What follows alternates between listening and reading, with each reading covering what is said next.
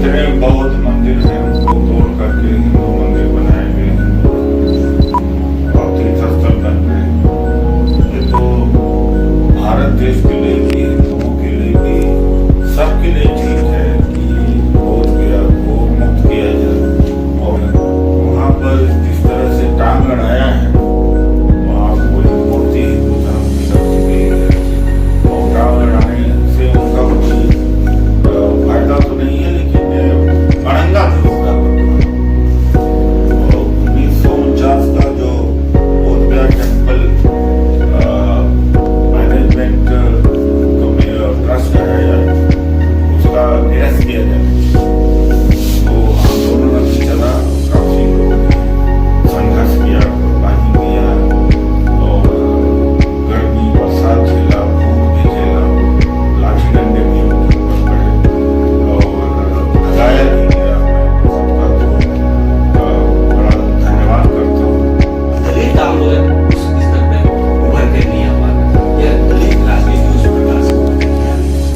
आपकी क्या इसमें समझ? देखिए, दलित राजनीति 15% 16% लोकतंत्र में 84% हो जाए तो दलित राजनीति कहना बड़ा सोच समझ के कहना चाहिए। मेजोरिटी कराना होता। आदिवासी समाज को तो जान जो जागृत है उनका ईसाईकरण हो गया, जो नहीं जागृत है उनसे कोई मतलब नहीं। कुल मिला के लड़ाई कौन लड़ता है? इससे लड़ता है, इससे लड़ता है। तो भाई ये दलित राजनीति, दलित पार्टी डॉक्टर अम्बेडकर ने कर दिया है, तो चुनाव बना, तो इसका मतलब है कि लकीर के फकीर हो जाना पड़ेगा।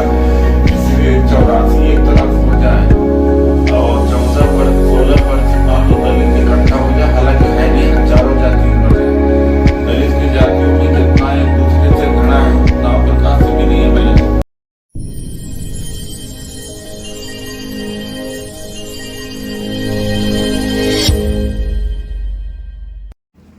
नमस्कार, मैं सुशांत कुमार और अब आप दक्षिण कौशल देखना शुरू कर चुके हैं। हमारे बीच खास मेहमान हैं। उदित राज आप जस्टिस पार्टी का निर्माण किए हैं, all India confederation of SC/ST संगठन का भी निर्माण किए हैं और काशीराम जी के साथ जो बड़े दलित नेताओं में गिनती होती है उनमें उदित राज जी, आठवाले जी, ऐसे बड़े नेताओं में इनकी गिनती होती है। मैं आपसे ये जानना चाहूँगा कि जो महाबोधि महाविहार है और अब जो मामला सुप्रीम कोर्ट में, उससे हम क्या आस बंधा है? देखिए, ऐसा है कि सारे देश में जितने बौद्ध मंदिर हैं उनको तोड़ करके हिंदू मंदिर बनाए गए, हिंदू और तीर्थ स्थल बन गए। ये तो भारत देश के लिए भी, हिंदुओं के लिए भी, सबके लिए ठीक है कि बोध गया को मुक्त किया जाए और वहाँ भगवान गौतम बुद्ध का ही स्थल माना जाए। उससे बहुत बड़ा निवेश होगा, बहुत बड़ा वहाँ पर निर्माण होगा, पूरे दुनिया के लोग आएंगे, भारत की अर्थव्यवस्था मजबूत होगी, बिहार से खास तौर से होगी। और वहाँ पर जिस तरह से टांग अड़ाया है, वहाँ कोई मूर्ति हिंदू धर्म की रख दी गई है और टांग अड़ाने से उनका कोई फायदा तो नहीं है, लेकिन अड़ंगा जरूर डाल रखा है उन्होंने। तो गुड सेंस प्रिवेल होना चाहिए हिंदुओं में भी, और भारत सरकार से भी उम्मीद की जाती है कि उनके समझौता करके वहाँ से निकाला जाना चाहिए। और 1949 का जो बोध गया टेम्पल मैनेजमेंट ट्रस्ट है, उसका निरस्त किया जाना चाहिए।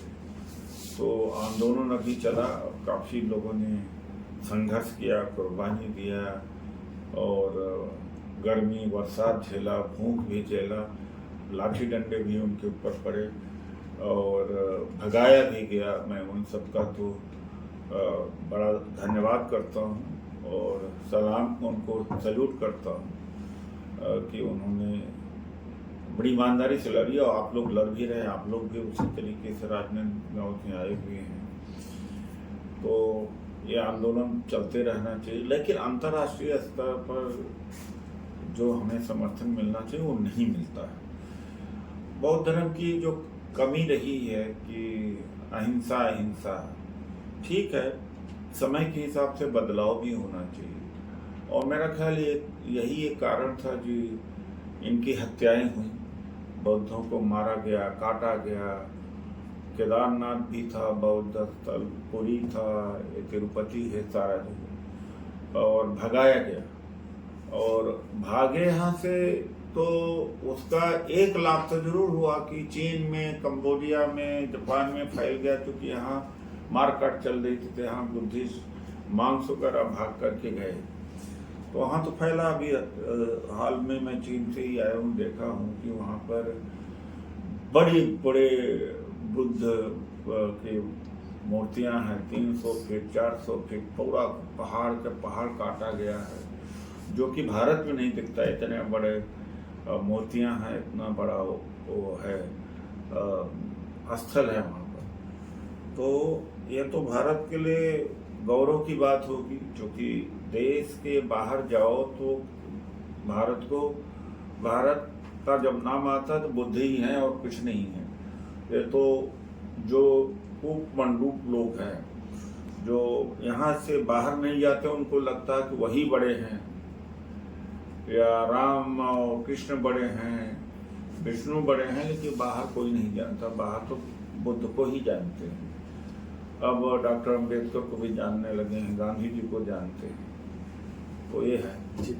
16वीं लोकसभा के आप कद्दावर नेता रहे हैं। पूरे भारत के परिदृश्य में देखें, दलित आंदोलन जो है एकदम हाशिए में आ गया। कांग्रेस भाजपा को हम लगातार कई सालों से देख रहे हैं, लेकिन दलित आंदोलन उस स्तर पे उभर के नहीं आ पा रहा, या दलित राजनीति उस प्रकार से उभर के नहीं आ रही। आपकी क्या इसमें सवाल है? देखिए, दलित राजनीति 15% 16% लोकतंत्र में 84% एक हो जाए तो दलित राजनीति कहना बड़ा सोच समझ के कहना चाहिए। मेजॉरिटी का राज होता है। आदिवासी समाज को तो जान रहे, जो जागृत हैं उनका ईसाईकरण हो गया, जो नहीं जागृत है उनसे कोई मतलब ही नहीं। कुल मिला के लड़ाई कौन लड़ता है? एससी लड़ता है, एसटी तो लड़ता नहीं, बहुत कम उसका। तो भाई दलित राजनीति, दलित पार्टी, डॉक्टर अम्बेडकर ने कह दिया कि हुक्मरान बनो, तो उसका मतलब है कि लकीर के फकीर हो जाना। 100% में 14% 15% मान लो एक भी हो गया, वैसे हजारों हो जाती है, मैं तो अकेले थोड़ी होता। तो इसलिए मतलब है कि ओबीसी के साथ, माइनॉरिटी के साथ करना पड़ेगा, तो केवल दलित राजनीति और जनों की राजनीति नहीं करना पड़ेगा। इसलिए 84 एक तरफ हो जाए और 16% मान लो दलित इकट्ठा हो जाए, हालांकि है नहीं, हजारों जातियों बटे। दलित की जातियों में जितना एक दूसरे से घृणा है उतना अपर कास्ट से भी नहीं है मुझे। तो ये सारा कभी किसी ने कह दिया या कोई चीज है तो पकड़ के बैठ नहीं जाना चाहिए, परिस्थिति के हिसाब से देखना चाहिए। 44 श्रम कोड थे, श्रम कानून, उसको तोड़ के इन्होंने 4 श्रम कोड में बदल दिया है। मजदूर आंदोलन और किसान आंदोलन पूरे ठंडे बस्ते में चलेगी। तो आप पूरे देश भर में ट्रेड यूनियन आंदोलन को उभार के लिए क्या? नहीं, वो ट्रेड यूनियन आंदोलन पूरी दुनिया में कमजोर हुआ। डिजिटाइजेशन की वजह से, प्राइवेटाइजेशन की वजह से और मशीनीकरण की वजह से, एआई की जो आर्टिफिशियल इंटेलिजेंस की वजह से अब ट्रेड यूनियन मजबूत नहीं होगा।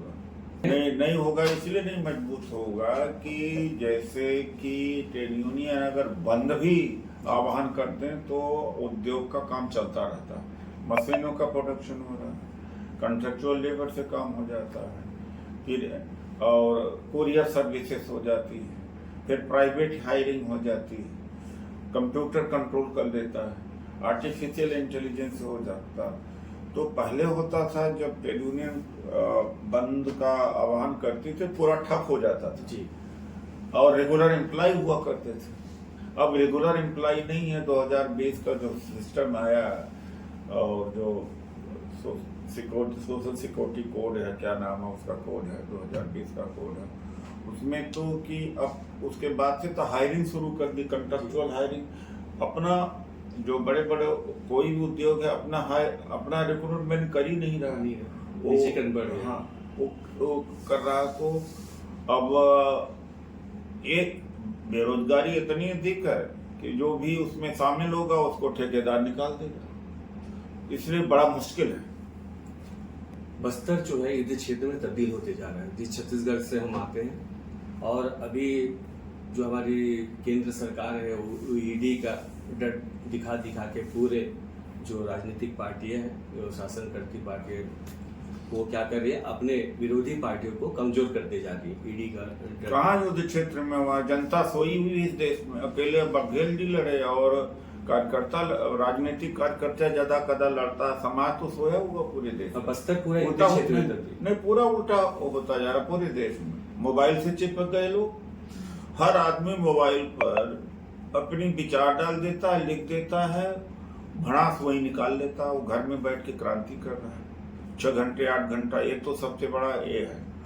दूसरी सबसे बड़ी बात यह है कि जनता नहीं निकल रही है। 5 किलो राशन खा के मस्त पड़ी हुई है। किसान को सम्मान निधि से पास जनता निकल रही। पॉलिटिकल पार्टी लोग अपने पैसा लगा करके अपने तरफ से लोगों को ढोल ले आ रहे हैं। मजदूर की भी लड़ाई है तो मजदूर नहीं निकल रहा, उसको भी नेता लेके आ रहे हैं, अपने स्वार्थ में आ रहे हैं। तो परिस्थिति में बड़ा परिवर्तन है भाई। और हिंदू मुसलमान की जो बात है नस में घुसा गया, तो मीडिया का सबसे बड़ा खतरनाक रोल है। मीडिया में एक कोई बलात्कार हो जाए तो 10 दिन चलेगा, 1000 बलात्कार हो अगर, लेकिन उसमें मसाला हो तो 1 लाख लोग मर जाएं, भूखमरी से मर जाएं, दवा के बगैर मर जाएं, वो न्यूज नहीं बनेगी। एक मतलब है कि कोई चटपटी खबर चला दी। 2026 तक अमित शाह बोले हैं कि पूरे देश से माओवाद को खत्म कर देगा, और बस्तर में उसका ऑपरेशन उन्होंने शुरू कर दिया है। और लगातार आदिवासियों का कत्लेआम हो रहा है। हजारों की संख्या में आदिवासी जेलों में बंद हैं और कई प्रकार के ऑपरेशन वहां पर चलाए जा रहे हैं। लेकिन किसी भी राजनीतिक पार्टी के तरफ से ऐसा कोई मतलब मार्ग शांति वार्ता के लिए, ये पाकिस्तान के साथ शांति वार्ता करते हैं, लेकिन ये वहाँ पर जो माओवादी है, नक्सलवादी जिसको कहते हैं, उनसे ये शांति वार्ता के लिए तैयार नहीं है। लेकिन एक जिद्द के तहत माओवाद के नाम से वहाँ पर लगातार आदिवासियों को कत्लेआम हो रहा है और इनकाउंटर्स हो रहे हैं। फर्जी इनकाउंटर्स आप पिछले कई महीनों में देख रहे होंगे। सबसे ज्यादा वहाँ पर पूछने वाला है नहीं, किसी को नक्सलाइट करके मार दो, इनोसेंट आदमी को ही मार दिया जा रहा होगा। तो आप लोगों की क्या भूमिका रहेगी इन सारे चीजों पे? आप कैसे इस पर अपना चिंतन मनन कर रहे हैं? क्या कुछ होगा, कैसे थमेगा? लोकतंत्र जो ये धारणा है यहाँ पर, दूसरे देश में लोग सड़कों पर आ जाते हैं, राजनीतिक लोग नहीं आते सड़कों पर। फ्रांस में आंदोलन हुआ तो फ्रांस में पॉलिटिकल पार्टी थोड़ी लोगों को मोबिलाइज किया। अमेरिका में जॉर्ज फ्लॉयड जो अश्वेत आदमी के साथ में अन्याय हुआ तो कोई रिपब्लिकन पार्टी की तरफ देगा, चमत्कार होगा, कोई नेता आएगा वो आगे ले चलेगा। तो यहाँ की मानसिक हमारा समाज व्यक्तिवादी समाज है। सोचते हैं कि जब मेरे ऊपर आएगा तो देखा जाएगा, उसके ऊपर आएगा। तो जनता भी दोषी है, जनता भी जिम्मेदार है। शुक्रिया दक्षिण कौशल से इस गंभीर वार्ता के लिए।